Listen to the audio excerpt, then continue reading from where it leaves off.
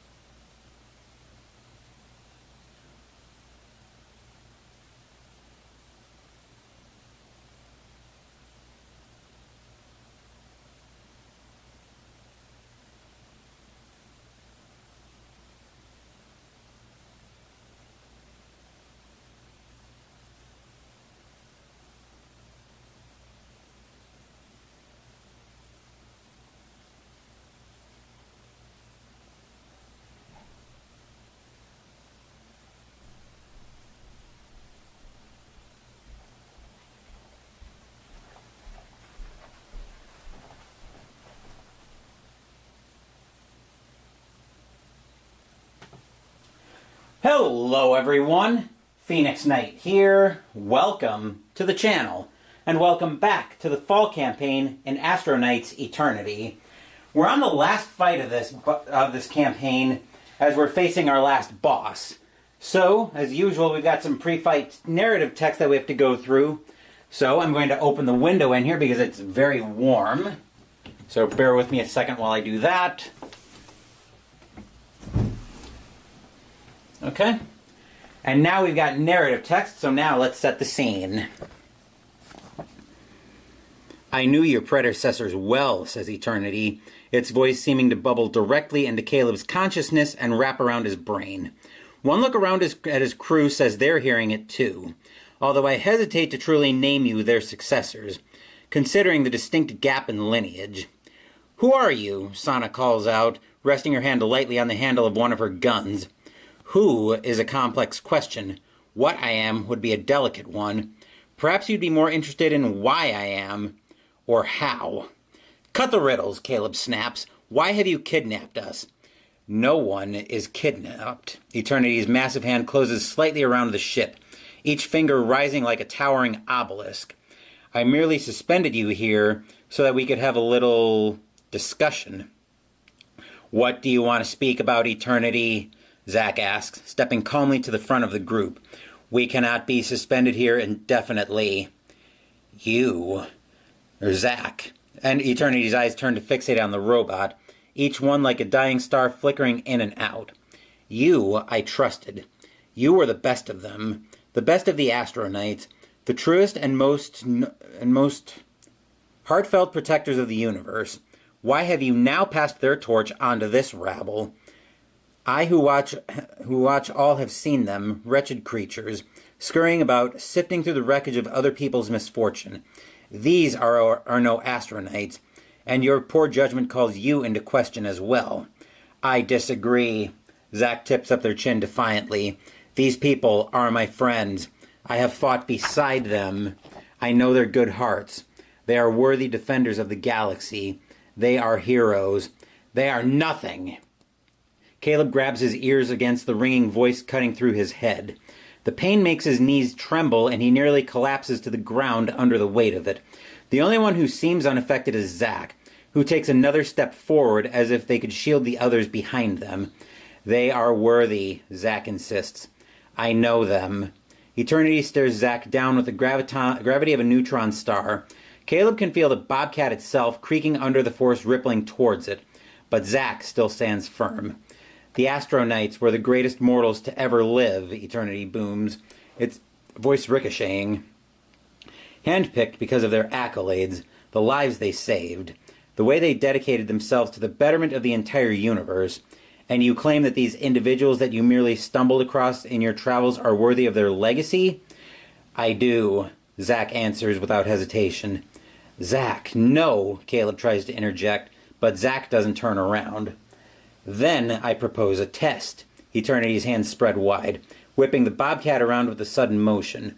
To prove the worth of these so-called Astro Knights, you will see, Zack, that their morals are not pure.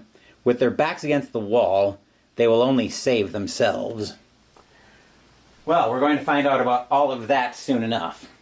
But we need to set everything up here. First up, we'll set up our characters. As you can see in the stream test, or in the stream layout, I'm going to adjust just slightly. We're probably not going to get the inventions in shot. I can probably bring the home world up. I'm playing around with the layout because I might stream Anne's End on Wednesday, but I'm far from sure about that. That's part of why I decided to stream this. Part of why I decided to stream this video, since it is very similar, and it's Sunday mornings are usually a bit slower for viewers, which I don't mind. But thank you guys for stopping by whenever you do, whether it's live during the stream or in the on-demand when this is over. But I'm using this as kind of a layout test of sorts, where I can check and see how everything looks for potentially streaming Anne's End on Wednesday. But we'll go ahead and start setting up here. We've got player 1, who's going to be Zack once again. He starts off with 10 health, no power, 1 slot, and down here is a new feature unique to the fight where each of our characters is going to have a boss disc on 0, which is their corruption track. I'll explain more about what the corruption is for when we meet Eternity.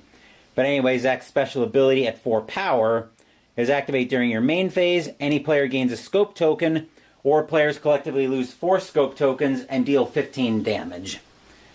His invention that he can potentially gain is a molten core for 3 energy to gain 2 energy, and an afterburn, so when it's in the discard pile, we can power up with that. Okay, we'll bring that back down, and his combo card, which is up here, is Dual Inferno. When player X gains a slot, which is player 2 in this case, because we have to choose a different character, you may destroy a card in hand. And our second knight that we're using today is Sana. She starts off with 10 health, no power, and no slots, so we do need to be very mindful of that. Her combo card is Breaking Wave. When player X, which is player 1, powers up, you may draw and then discard a card, so that'll let us work through our deck a little bit quickly. And of course, we've got our buddy Cthulhu up here keeping our boss company, which let's go through our boss next. Our boss we are taking on is Eternity. Starts off with 60 health, which we saw on the back of the side of the card on the back of the tile. I've got the boss tile set to that already. Special rules to worry about. At the beginning of a player's turn, they resolve any dilemma cards they have in their hand in any order. Dilemma cards can't be discarded or destroyed.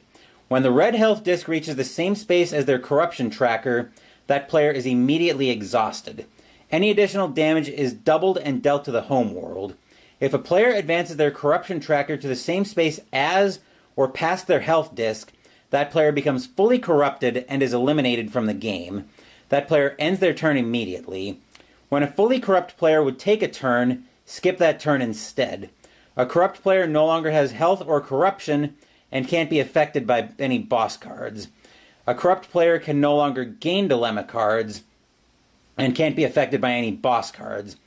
A corrupted player can no longer gain any dilemma cards. If all players become corrupted, the players lose. And the dilemma is, and when a player is exhausted, no instant effect.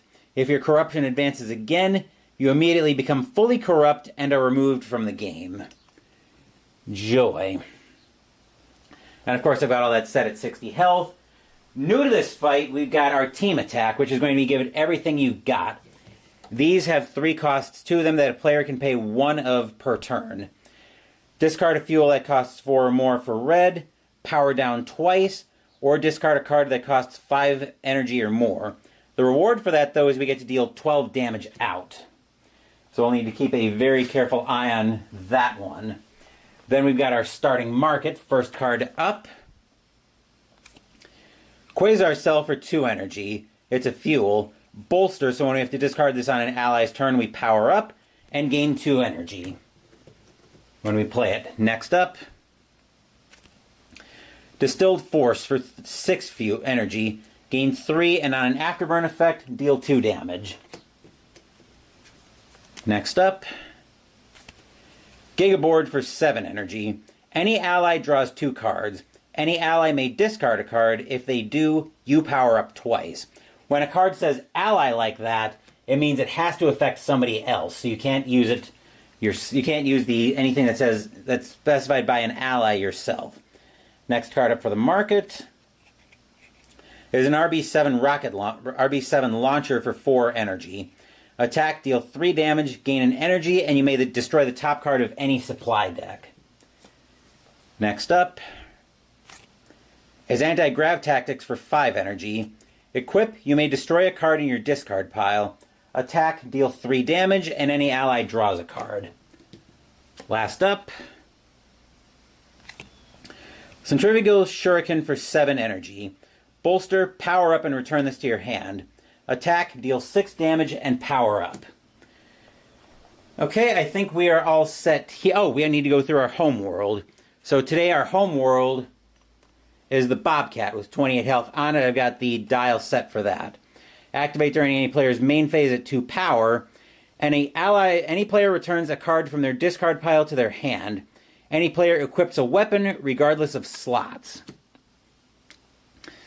Okay, I think we're all set there. Cthulhu will guard, our buddy Cthulhu up here is going to guard the turn order deck and discard pile. If you're happening on this on your first video, as your first video of Astro Knights, the way turn order is determined in this game is there's a 6-card boss deck out. In the case of a 2-player game, which we're playing here, there will be 2-player 1 cards, a boss turn, 2 boss turns, and 2-player 2 cards. So whichever card comes out of the turn order deck, that will be the enemy that's going in the turn. That'll be the enemy, the player who's taking the turn. Player or the enemy, potentially. We'll give this a shuffle.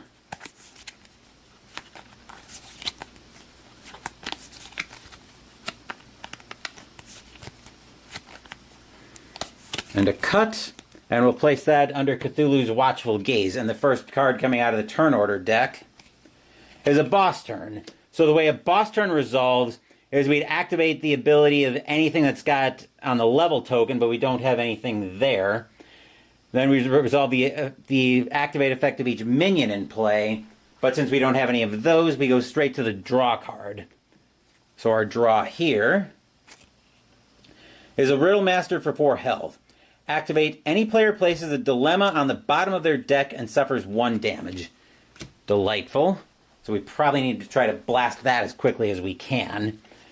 Next thing up, or next card out of the turn order deck, is a boss turn. So it's bad because the boss gets to go twice in a row, but for this run through the turn order deck, it's out. So any player places a dilemma on the bottom of their deck, we will give that to Sana first. And then Sana will also suffer the damage. Then the next card coming out for Eternity is Forgotten Memory. Shuffle the Dilemma deck.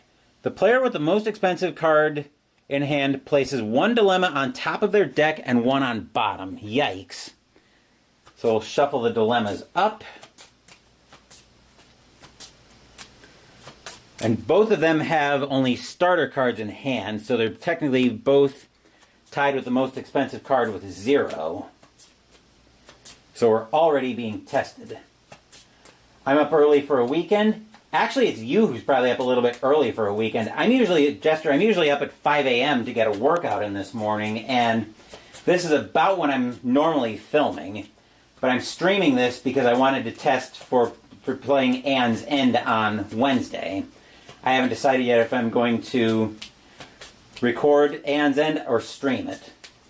Must have went to bed early last night. No, I went to bed at my normal time. The only time I go to bed early is if I'm waking up at 4 a.m. for a workout. That's an early bedtime. Right, since we gave Sana the first dilemma, I'll give Zach these. So we place a dilemma on top and 1 on bottom. That is a bit of a problem.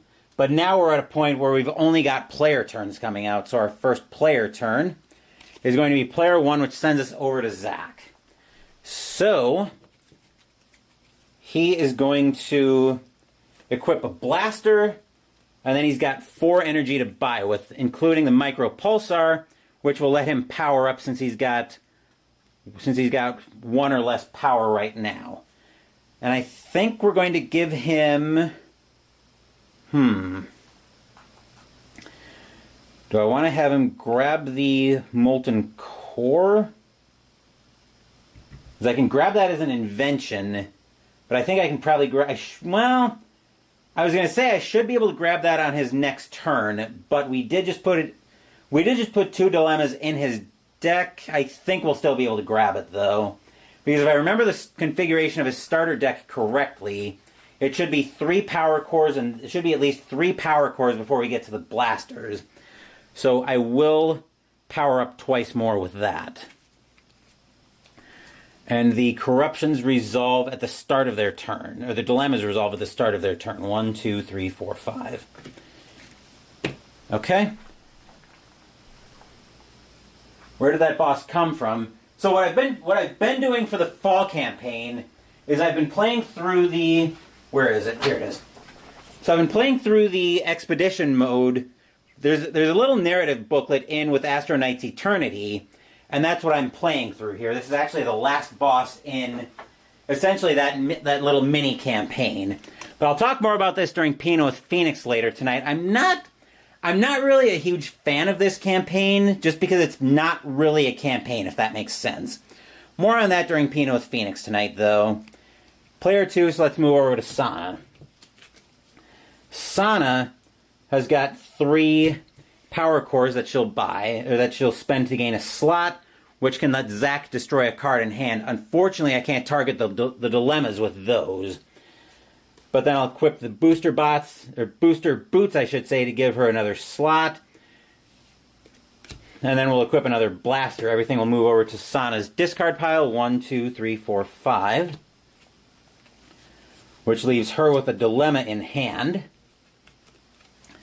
Our next card out of the turn order deck is player 2. So we're right back over to Sana. We'll blast the Riddle Master for 2 damage with the 2 weapons that she's got equipped. Because I don't want to be putting out any more dilemmas than necessary. Then we'll go... We have 3 power cores, which I'll actually equip the 2 blasters, and then we've got 3 energy to buy with. 3 energy would get us a... 3 energy would get us the Quasar Cell, which I think we'll get. I think we'll grab that. The one is going to float away. And then replacing that is a Starburst for 2. Gain 2 energy, you may destroy this to gain 3 instead, costs 2. Then we'll move everything to the discard pile. We have Sana with a dilemma coming out, and Zach's going to have one to deal with as well. 1, 2, 3, 4. Alright, I'll let myself be surprised by that dilemma, and just to remove any doubt, hey, here's Zach. Alright, so at the beginning of the turn, we'll hit the Riddle Master for another 1 to bring it up to 3 damage, and then we've got a dilemma that we have to deal with first. Alright, choose one of the following. Would you defy your fate? Choose one of the following. Either the player with the least corruption suffers 2 damage, or reveal the turn order deck, return it in any order, advance your corruption twice. This will be placed on the bottom of the dilemma deck. So, since both of our players are tied with 0 corruption right now, I'll have Zach suffer the 2 damage, and then we'll place this on the bottom of the dilemma deck. Okay, and then we've got 4 power cores to buy with, which is going to be to power him up, and then we'll power him down. And we'll power him down to give Sana a scope token. Scope tokens for Zach work as giving +1 damage on the first attack for every scope token that we have. And then for 2, I'm going to grab a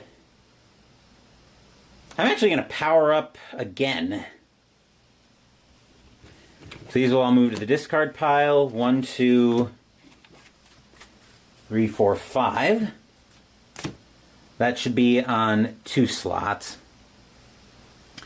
Then we'll give the turn order deck a shuffle. Cthulhu's calling for a shuffle on the turn order deck because it's empty.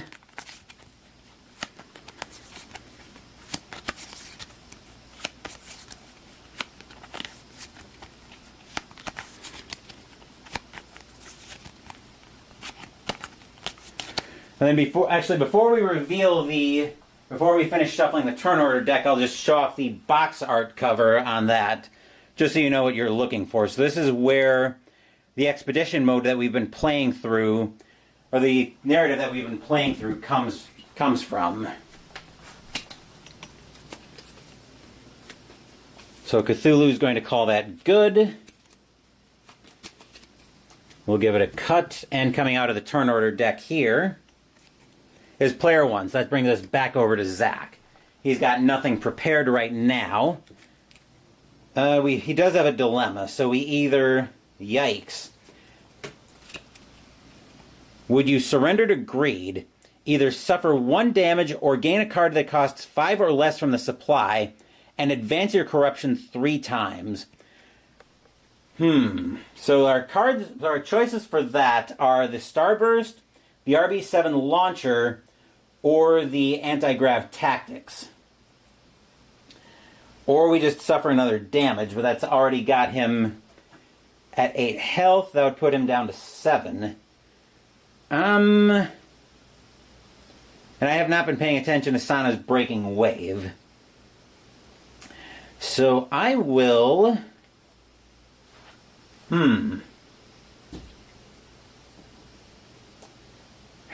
That would advance his corruption 3 times? No, I think I'm okay suffering a damage here. And then that goes to the bottom of the dilemma deck. We've got a blaster and then 3 to buy with, which 3 will be enough to get me the Starburst, and then I'll let the 1 float away, and then replacing that will be a Dark Matter Core. Gain 2 energy, cost 3, and afterburn, you may discard a card to power up the homeworld. So we'll move the Bobcat over. 1, 2, 3, 4, 5. Okay, I don't completely hate that. Next card out of the turn order deck is going to be a boss turn. So the Riddle Master will activate. We'll have Sana put another dilemma on the bottom of her deck and suffer a damage. And then coming out for Eternity, Creeping Guilt. Any player places a dilemma on the bottom of their deck and the homeworld suffers 2 damage. We'll put a dilemma on the bottom of Zach's deck and the homeworld will suffer 2 damage. That's not great. That goes to the discard pile, though. Coming out next is player 2, which the scope will... Well, the scope's going to take out the Riddle Master. We'll blast her into Kingdom Come, and then we'll hit the boss with another blaster for 1 to bring the boss down to 59. And then we need to deal with Sana's dilemma. Her first dilemma is... Would you sacrifice the many? Choose one of the following. Either the homeworld suffers 4 damage and the homeworld powers up, or the homeworld gains 5 health and advance your corruption twice. Since the homeworld's only taken 2 damage, we're going to let it suffer 4 more, but it's going to get to power up in return. So down to 22, and the homeworld powers up. That then goes back to the bottom of the dilemma deck. Okay. We've got the booster boots to equip to gain Sana a slot. Zach can destroy a card in hand, but he's not going to do that. And then we've got 3 to buy with, which I think now is going to be a good time for Sana to grab her invention, which I didn't go through. But her invention is the Star Cutter. Attack, deal 1 damage, increase that damage by 1 for each slot you have. And as much as she's gaining slots in this game, that's probably a great thing for her to have. 1, 2, 3, 4, 5. Which of course leaves a dilemma on top, because of course it does. Next card out of the turn order deck, right back to Sana. We'll point the booster boots at Eternity for another 2 to bring him down to 57. Then we've got a blaster that we can equip, and we've got 5 to buy with, which 5 will be... I think we're going to grab with that the anti-grav tactics. And then coming out, actually, I've not been paying attention to these cards, but we don't have anything coming out. So the Hov Artillery coming out next for 6. Bolster, deal a damage, and return a card from your discard pile to your hand. So Sana will get that dilemma. Next, we've got a boss turn. Nothing going on now that we took out the Riddle Master. And we've got the Unceasing Song for 5 health. With 5 health. When he activates, if the homeworld has 5 or more corruption, the homeworld suffers 4 damage. Otherwise, the homeworld suffers 2 damage. And then Cthulhu will be calling for a shuffle after this, but player 1 moving over to Zach. So fortunately, we don't have any player with 5 or more corruption. I'm trying to be very careful about that. The blaster will hit the Unceasing Song, though, for 1 damage. Then we'll equip a blaster. And we've got 4 to buy with, including the Micro Pulsar in there. Since Zach only has 1 power right now, he'll power up.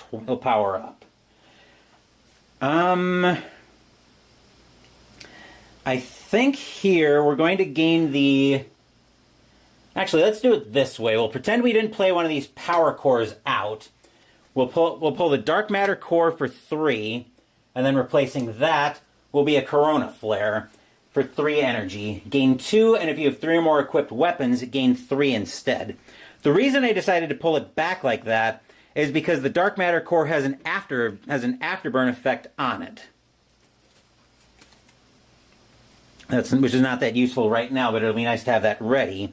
The afterburn effect on Dark Matter core is you can discard a card to power up the homeworld. So we will discard the power core to power the homeworld up to full strength. That way it's ready to go. And then Zach will draw back up. 3, 4, 5. Alright, Cthulhu once again screaming for a shuffle on the turn order discard pile. Such a useful little buddy, that Cthulhu, no?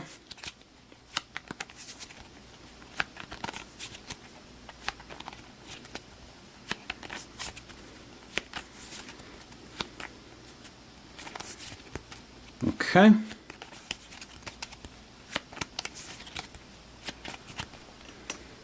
All right. We're starting off with player 1, so we're moving over to Zach. All good. Take your time, Jester. As you can see, I've got quite a long fight ahead of me. The boss is only down to 57 health right now of 60, so we've got a ways to go. Blaster will hit the Unceasing Song for another 1, and then we've got a dilemma. Would you refuse to stay and fight? Either lose a slot, or any ally gains a slot, equips a weapon, and advance your corruption twice. That's going to be an ally. Let me see if Sana has any weapons to equip. She does. But the question is...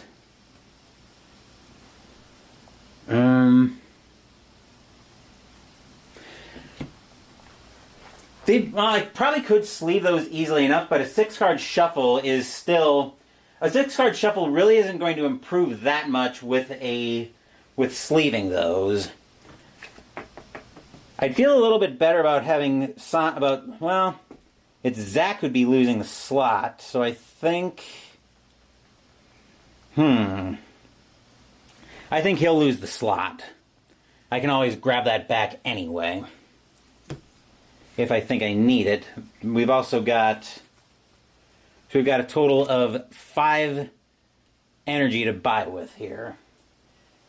What are we going to do with that? I think we're going to power up twice and then immediately power down to give Sana another scope token, since she's got some good stuff coming out. And then the extra 1 is going to float away. 1, 2, 3, 4, 5. Okay, I don't completely hate that. Next card out of the turn order deck is a boss turn. The Unceasing Song, the homeworld suffers 2 damage. So 1, 2. Alright, and then coming out for Eternity, we have a Doubt Weaver for 5 health. Activate, any player places a dilemma on top of their deck. Ugh. I do not like that. We need to make that go away pronto. Next card coming out is Player 2, which Sana is actually going to start working on that Doubt Weaver with the Blaster for 3 damage because we've got 2 scope tokens. And then she's got a dilemma as well. Would you always choose yourself? Choose one of the following: to either lose a slot or power up twice and advance your corruption twice. Unfortunately, I only have 1 slot, so is this worth advancing corruption twice to protect 3 slots? I think the answer here is... We also still have another boss turn to go. So I think the gamble here is going to be that I will power up twice, but I'll advance her corruption twice. Which either way, that goes goes back to the dilemma deck. The gamble here is that I'll be able to go again before the... I'll be able to have Sana go again before the boss goes, so we can try to take out some of these minions. I'll equip all 3 of her weapons, and then the power core will get discarded. 1, 2, 3, 4, 5. Okay. Next card out of the turn order deck is Player 1, which sends us back over to Zach. So we've got a blaster that will prepare, and we've got a total of 5 to buy with the micro pulsar in there so we can power up. Let's power up again, and then we'll grab the molten core for 3. Gain 2 energy from that, and there's an afterburn effect to power up, which Zach can use. He'll power up again. And then we'll arrange these like so. 1, 2, 3, 4, 5. So yeah, I'm hoping Sana goes before the boss does, because if Sana goes before the boss goes, she should be able to wipe out both of these minions. And she is going again, so that's actually great. We've got 2 scope tokens, so we will use the blaster. We'll use the blaster, which will be dealing 3 damage because of Sana's 2 scope tokens. We'll use that to take out the Unceasing Song, even though we're getting ready to shuffle the deck again. So that one's gone. Then the Star Cutter will be dealing 3 damage, which will take out the Doubt Weaver. And then we'll point the blaster at Eternity for 1 to bring him down to 56.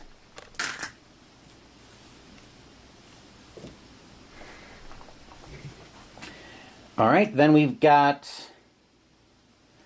Then we'll equip the Booster Boots to give her another slot. And then the Anti-Grav Tactics, when I equip that, I can destroy a card in my discard pile. I'll get rid of one of my power cores. And then I've got 4 to buy with, which will be to return that many weapons from my discard pile. Yeah, so we'll actually power up Sana for 2, and then activate her ability to attack with all of her weapons. So she's going to deal a total of 4 damage, and then Zach will get to draw a card. Okay, I don't hate that. And then I will lose 2 slots to pull 2 weapons back from my discard pile. That will be the booster boots I pulled back and the Star Cutter. So I'll equip the booster boots to gain a slot. Zach can destroy a card in hand. Let me see what he's got in hand. I may want to destroy something here. I think we can one of these power cores. We want to start working through his deck a little bit more. And then I'll equip her a Star Cutter. We'll put him back like that. 1, 2, 3, 4, 5. And then, hey, look at that. We've got a boss turn card. Which means he would try to draw from the deck, but he'll level up instead. Level 2. Minions in play gain 4 health, but there are no minions in play. And each player places a dilemma on top of their deck. Oh, that's going to be fun. Okay, so now we'll give the entire discard pile a shuffle. And I need a different space I need somewhere different to go with the... I need somewhere different to go with these cards, with Eternity's cards as they come out. I think what I'm going to do here, this is one of the reasons I was so hesitant on streaming games like in this world, either Astro Knights or Aeon's End, because I was a little bit picky with my layout.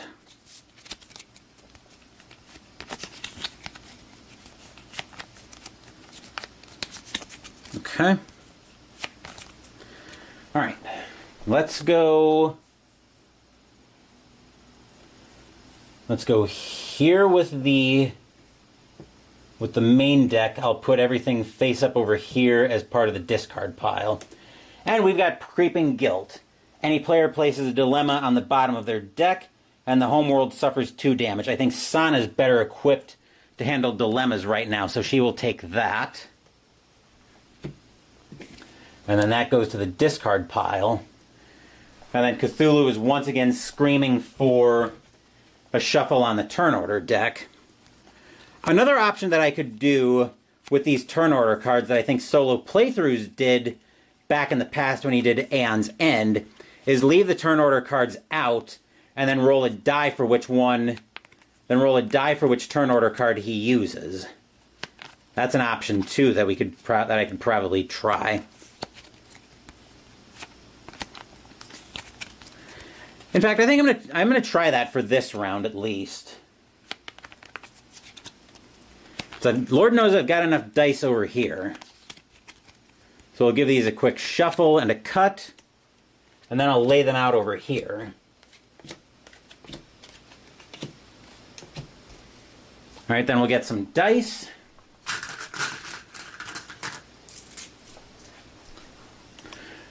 One. I'm going to just check something on Facebook real quick here. Ah, okay, cool. All right, we'll get the dice ready. 3, 4, 5, 6.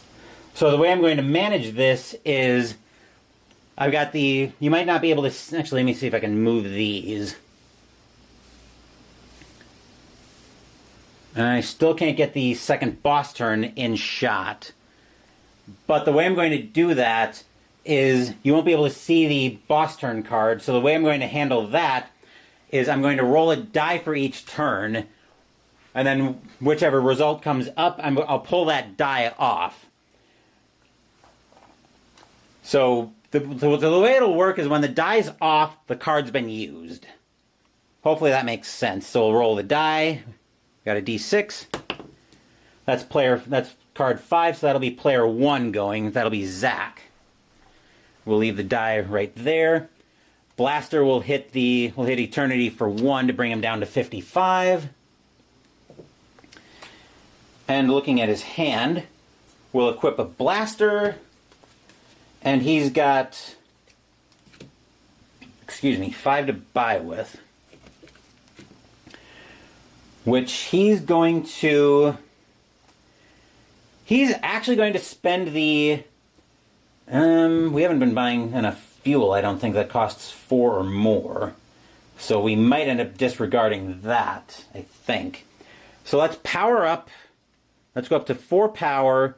He'll immediately power down to give Sana another scope token. We're going to start making some of these attacks hurt, most likely. And then he's going to gain another slot. We'll stack it with a Starburst on top. And then we'll draw back up. 1, 2, 3, 4, 5. Okay. Of course, Zach's got a dilemma in hand, so now we're going to go... So now 5 is going to be a reroll since that player 1 card has been used already. That's a 2, so we're going over to Sana next. Sana is going to hit Eternity pretty hard, so she'll start off with using her Star Cutter to hit Eternity for increase 1, 2, 3, 4, 7 because of the 3 slots and 3 scope tokens. So that will bring Eternity down to 48. And then actually, the Booster Boots will hit him for another 1 to bring him down to 47. Alright, then we've got 2 Blasters to equip and 3 Power Cores to buy with. Let's grab a Corona Flare for... Let's grab a Corona Flare for Sana, and then we'll flip over the fuel. Quantum Sphere for 3. Gain 2 energy. Any ally may discard a card. If they do, gain 3 instead. Then we'll draw back up. 1, 2, 3, 4, 5. Rolling again. Skipping 2 and 5 as re-rolls. There's a 5. That's going to be a re-roll. There's a 4. So that's our first boss turn. Which means we can make this a little bit easier because now we can use a D3 roll on the cards. So, Eternity doesn't have anything going on, so he's bringing out the Doubt Weaver again, which Sana may be in charge of trying to take that out again. Once again, when that activates, any player places a dilemma on top of their deck. So now to make it a little bit easier, 1 and 2 for player 1, 3 and 4 for player 2, 5 and 6 for another boss turn. So we use a D3. Alright, 4, so that's Sana's second turn. And I think we do need to try to take out the Doubt Weaver again. I don't want to keep charging through dilemmas. So we'll go ahead and hit the Doubt Weaver. The Doubt Weaver is actually coming in with 9 health. So the first blaster is going to do 4 to it. We'll actually hit it for a total of 5 damage. So it's got 4 damage on it right now. Then our dilemma is, would you leave them all behind? The player with the lowest health suffers 2 damage, or deal 4 damage and advance your corruption 3 times. We're going to suffer... Actually, Zach... Ugh. The problem is we're very much in... This seems like it's pretty much a race battle, so I think... Having Zach take another 2 damage is going to advance his corruption even... is going to bring him closer to his corruption even further. So... yikes. Use the same space as their corruption tracker. I think Zach is going to have to suffer 2 damage on this one. Because 4 damage and advancing corruption 3 times is not something I really want to do right now. So that goes to the Dilemma deck. Then we've got... We'll equip Anti-Grav Tactics, which will destroy a card in hand, which I think will be another Power Core. And we've got another Blaster to equip, and 3 to buy with, which will be... giving her... it's going to be to let her power up again. 1, 2, 3, 4, 5. And then this will be a little bit easier now. 1, 2, 3 is a player 1 turn. 4, 5, 6 is another boss turn. That's a 3, so we're going back over to Zach. Blaster will hit the Doubtweaver for 1 to bring it up to 5 damage. And then our dilemma here is, would you only save your few? Choose one of the following. Either the homeworld suffers 2 damage, or any ally gains up to 4 health. Advance your corruption 3 times. I think we're going to have the homeworld suffer 2 damage, and I've not been paying attention to the Bobcat. Because we do have an option there that we can activate that for any player returning a card from their discard pile to their hand, and a player equips a weapon regardless of slots. Let me see what we've got in hand. Ooh. So yeah, I think Zach will activate the homeworld. He will return a card from discard pile to hand. He'll pull the Starburst back, and then we'll let Sana equip a weapon. So she'll equip the Star Cutter. So I can hopefully do some serious damage with that on Sana's next turn. Okay, then we've got the Micro Pulsar, which will let Zach power up. And we've got a lot of power coming out. So we've got a total of 8 power here, which I think for 7 power, actually for 7 energy, for 7 we're going to overcharge the Giga Board. So any ally draws 2 cards. That will be Sana who draws 2 cards. And then an ally may discard a card. If they do, Zach will power up twice. And Sana will discard a power core, so Zach can power up twice. The 1 energy will go to waste. But we've got a couple of afterburn effects that I need to pay attention to on Zach's next turn. Actually, never mind. We're flipping over Zach's deck. And then replacing the Giga Board in the tech part of the market is Adrenal Booster for 3 energy. Attack with any player's weapon, then reveal the top card of the turn order deck. Return that card to the top or bottom of the deck. I think as long as that card's in the market, we're probably going to need, and I don't know why I'm grabbing the die, because we've got a boss turn next. And I think I will have Sana put a dilemma on top of her deck. On the activates, and then pulling for the Doubtweaver. The player with the most corruption places 2 dilemmas on top of their deck. And right now that's yikes. Sana's going to have nothing but dilemmas on her next turn. And then another player suffers 2 damage, which has to be Zach. So we may need... So if we've got a corruption that lets us gain health, we may need that. Okay. So we'll bring the dice back down onto the turn order deck, and I'll have some way to get around the Adrenal Booster. That should go to the discard pile. Okay, rolling the die. Player 4, so that's a boss turn. We're going to give Zach a dilemma here, since Sana's already got 3 on top of her deck, and then flipping that over. How could you? The homeworld suffers damage equal to the corruption of the player with the most corruption. So Sana's got 2 corruption, which means the Bobcat takes another 2 damage. Alright, rolling for the next turn. That's player 2, that's a Sana turn. So our first order of business needs to be to make that Doubtweaver F off.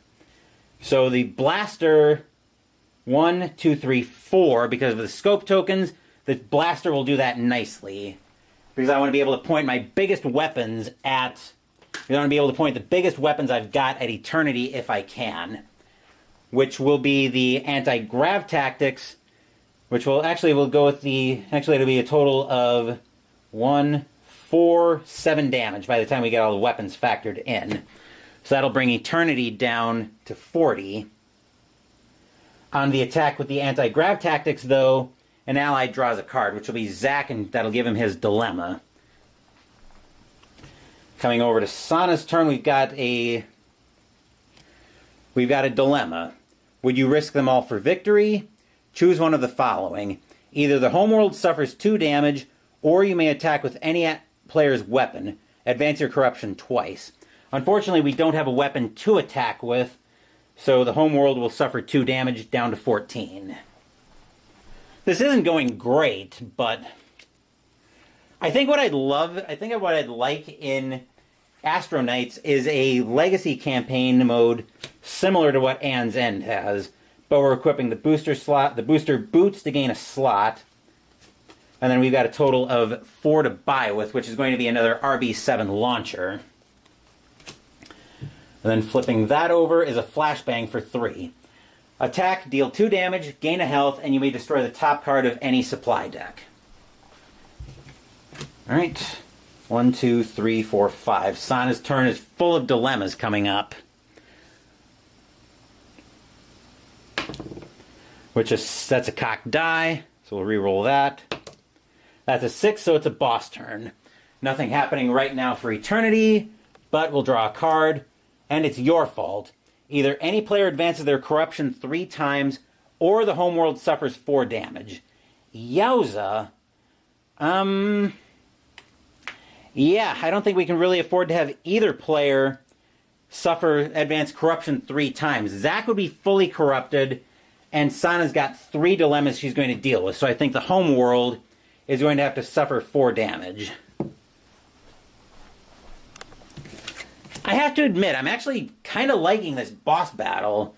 It's so different, where you've got to manage essentially like your light and dark side in a way. But I'm rambling on that front. 4 says we've got a Sana turn coming up, and her turn is going to be quite ugly, I'm sure.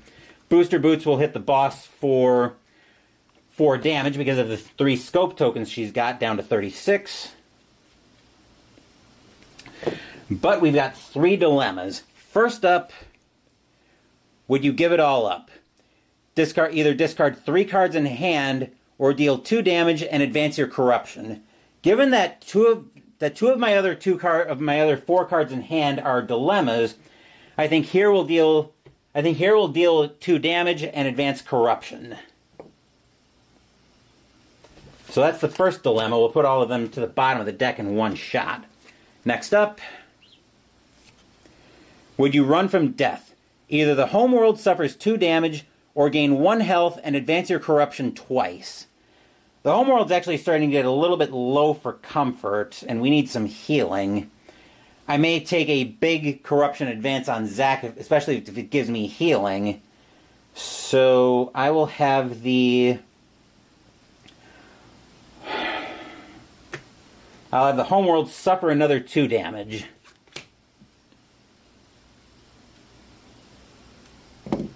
And then the last dilemma coming out. Would you take what is unlearned? Discard 2 cards or gain a card from the supply and place it into your hand.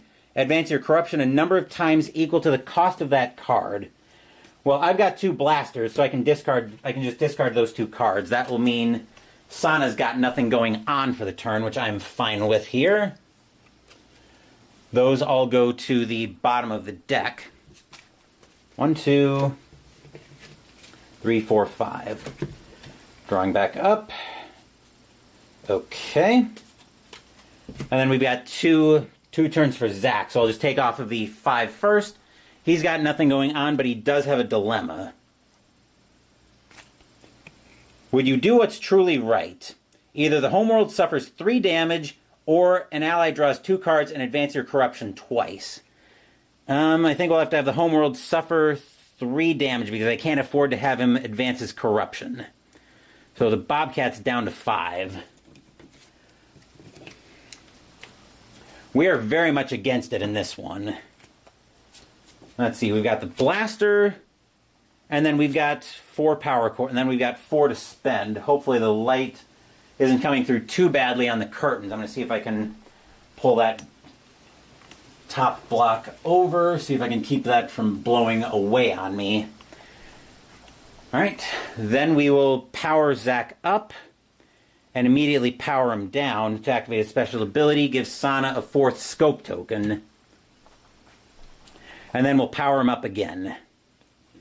I have a feeling we're going to need his special ability on this one. 1, 2, 3, 4, 5. Okay, I don't completely hate that, even if I don't like the idea of the...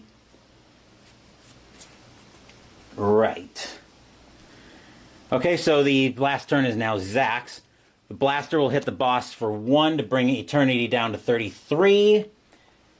Then we've got a blaster.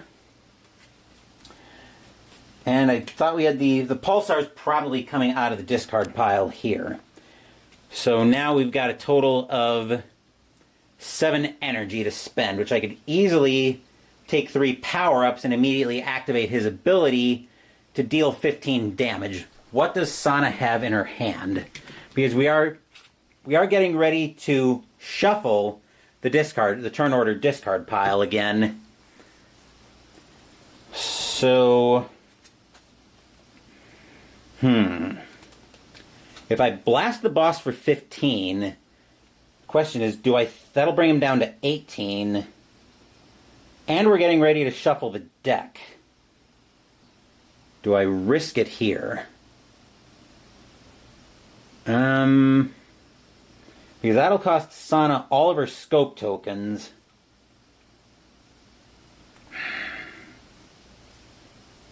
I think... We've also got the board pretty clear. We've got at least one of the minions. I don't know what else could be coming in the discard. What else could be coming in the deck? I know there's at least one more minion coming out. So I think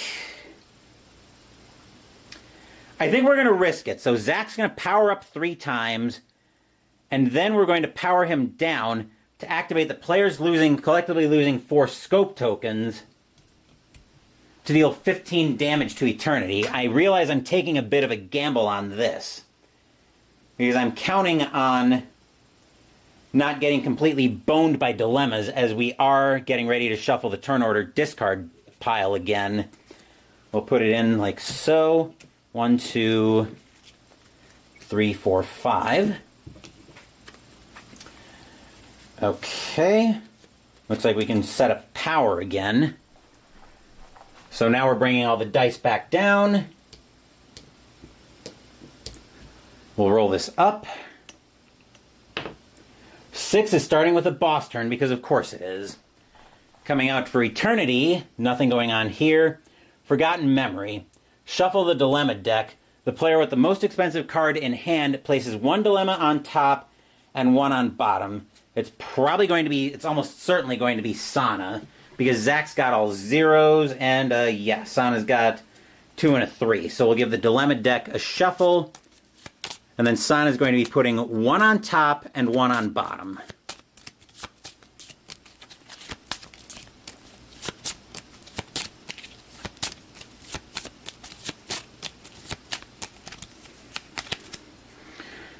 One on top, 1 on bottom. I have not been paying attention to Sana's breaking wave either. Alright. Shuffling, or rolling the die for the next turn. That's a 1, so we're going over to Zach. That should be in the discard pile, by the way. The blaster will hit Eternity for 1, bringing him down to 17. Then we've got a micro pulsar, which will let him power up. And then we've got a total of 5 power, which will be him powering up twice more. I have a feeling we're going to need to give Sana at least 1 scope token back. 1, 2, 3, 4, 5. Actually, since we powered up twice, now I am going to remember to pay attention. So Zach powered up, which means we'll draw a card, which means Sana will draw a card and then discard a card. We'll discard a power core. Sana will draw again. And we'll discard a power core. So Sana's now got a dilemma in hand that she has to deal with. Hopefully it won't be too bad, though. And she'll have to deal with that now, because player 2 for Sana's turn. Would you run from death? Choose one of the following. Either the homeworld suffers 2 damage, or gain 1 health and advance your corruption twice. Well, I think I kind of want to protect the homeworld right now, so we're going to gain 1 health and advance corruption twice. I'm going to gamble on that. Mainly because I'm counting on being able to start getting some of these weapons ready to go. So Sana... Actually, Sana's got a whole bunch of weapons. She'll equip a Star Cutter, Anti-Grav Tactics, a Blaster, and 2 to buy with, which will be to power up. 1, 2, 3, 4, 5. Okay. So... Okay, we'll do this a little bit differently. The player 2 will be 1, 2, boss turn 3, 4, and player 1, 5, 6. That's a 1, so we're going right back to player 2. Sana's got a total of 4, so 1, increase the damage by 1, 5, 8, 9 damage. That will bring the boss down to actually... Let me think about this for a minute, because I may be able to get those weapons equipped again. At least some of them. Yeah, I think we can actually probably work with this a little bit differently. So I'm going to leave them equipped for the time being, and I do have enough to do this in the way I'm going to do it. So here's how I'm going to do this. I'm going to use a Corona Flare if I've got 3 or more equipped weapons, and I do. I've got a Star Cutter, an Anti-Grav Tactics, and a Blaster equipped, so I'll gain 3. I've got 2 more power cores for a total of 5. So I'm going to use 2 of that power to power Sana up, and then I'll immediately activate her special ability, which will let me attack with all of her weapons. So that'll be 5, 6, 7, 8, 9 damage to the boss, bringing him down to 8. Then Zack will draw a card, which will be the last card of his deck. And then Sana's going to lose... Then these will move to the discard pile. And then Sana will lose 2 slots to return the Anti-Grav Tactics and the Star Cutter back to her hand. I'm actually going to look that up to make sure that interaction works. I believe as you attack with weapons, you move them straight to the discard pile. You can only attack weapons, resolve the attack. After you resolve the attack, place it in the discard pile. Okay, so it is in the discard pile. I lost 2 slots to bring the Anti-Grav Tactics and the Star Cutter back. Okay, and I've still got 3 left in the Corona Flare, which will give her another slot, and then Zack can destroy a card in hand. What does he have in hand right now? I think we need all the damage we can... Well, we might not need all the damage we can find, so I think we're going to destroy a Blaster. So I'm going to gamble a little bit. Well, actually, that's probably a bad gamble to make right now, although Eternity doesn't have anything going on right now. Yeah, I think it's probably a fine gamble, especially since Sana just brought a bunch of her weapons back.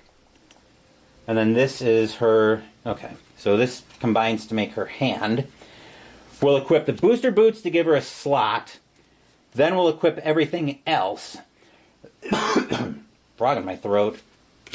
We'll equip the Star Cutter, then the RB7 Launcher, and then the Anti-Grav Tactics. She'll destroy another power core in hand, or from her discard pile.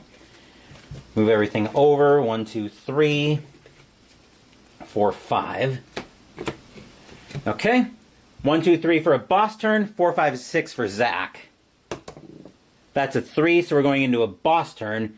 Fortunately, nothing going on, so Eternity will flip over. The Riddle Master's back again. Joy, joy.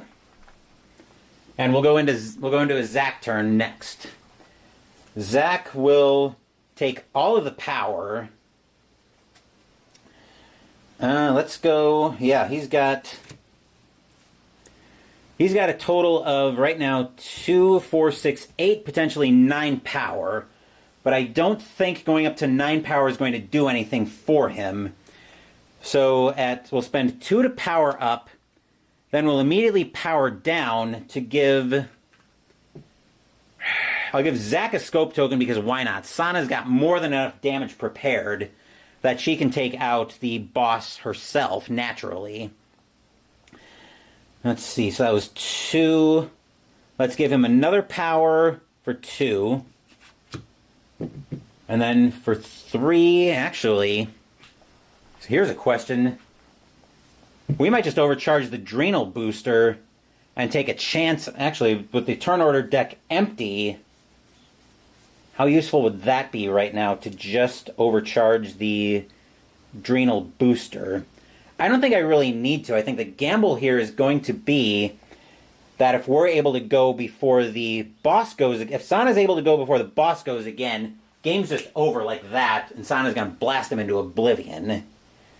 So I don't think I need to overcharge the Adrenal booster, even that's tempting. I will grab the Flashbang for 3.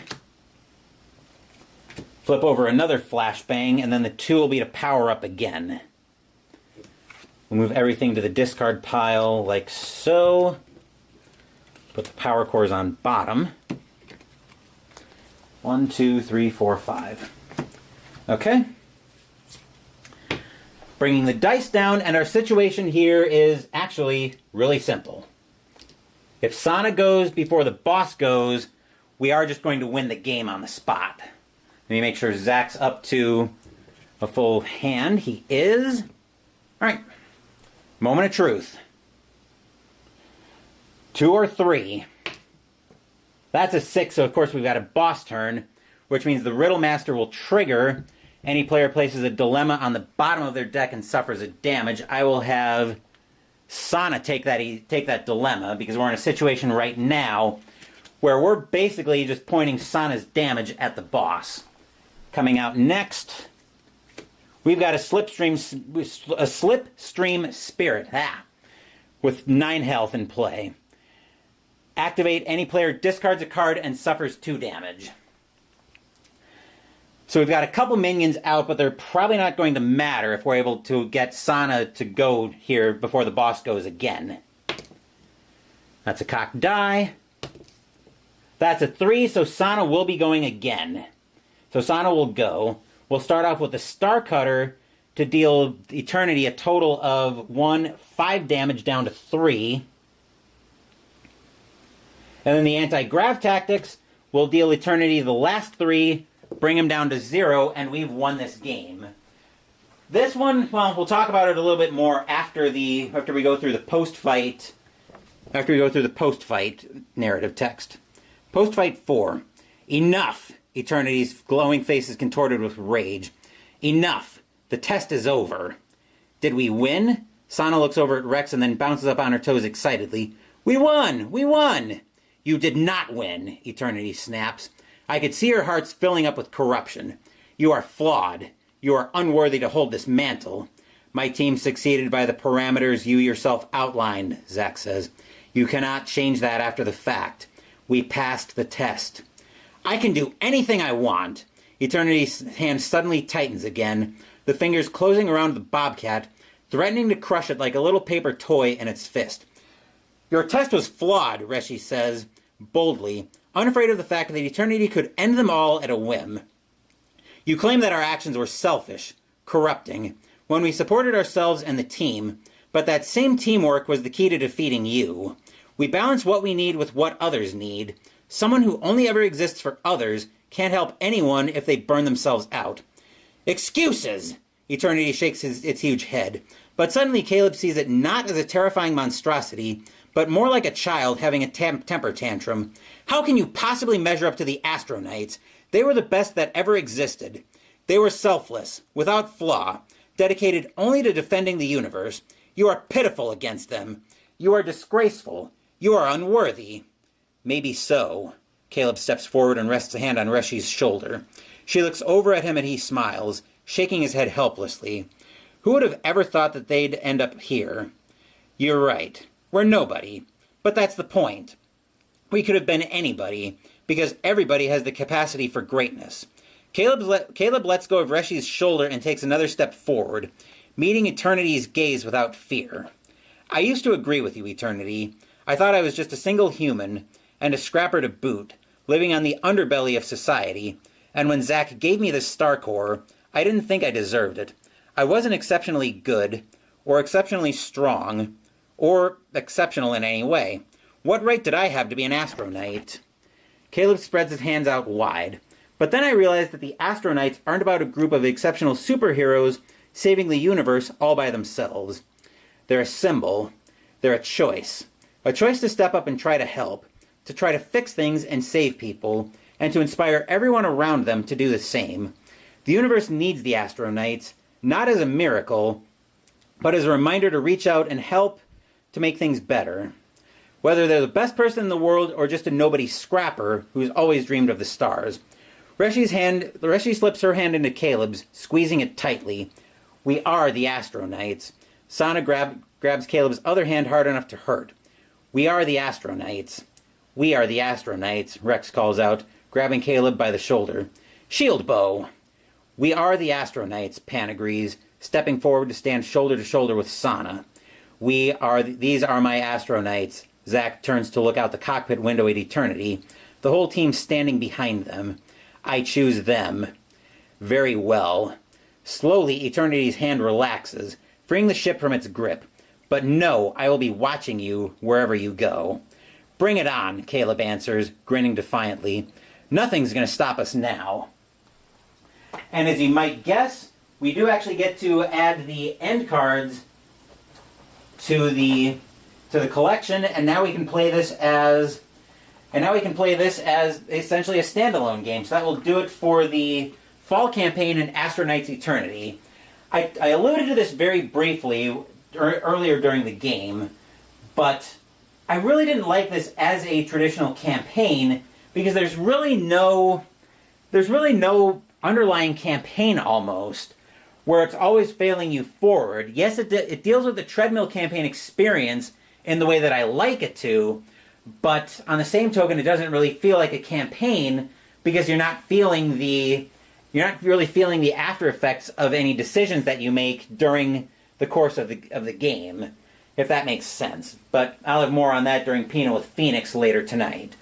I may try to sneak in one more game as well before Pina with Phoenix tonight, but that remains to be seen. As for what's coming up on the channel, Wednesday, as I've mentioned, we're playing Aeon's End. Tuesday, we're starting my 1972 NFL season replay in Momentum Football with Week 1, as the Buffalo Bills host the New York Jets. That will be an evening stream on Tuesday, as all of the streams in the 1972 replay will be. Saturday, we'll be starting a new cookbook on mystical munchies, but again, more on that during Pina with Phoenix. Next week, we're going to step into an RPG world, as we're going to do some freeform Call of Cthulhu. I've done several Call of Cthulhu alone adventures in the past, but this is going to be different because I'll be using a special tool to help me out with that, and I'll talk more about that. Actually, I'll touch on that a little bit during Pina with Phoenix as well. Thank you for watching this video. Please give the video a thumbs up and subscribe to the channel. Be sure to turn on notifications so you get my content. Be well, stay safe, take care of yourselves and your loved ones, and I'll be back with more videos in the future. Until then, take care everyone.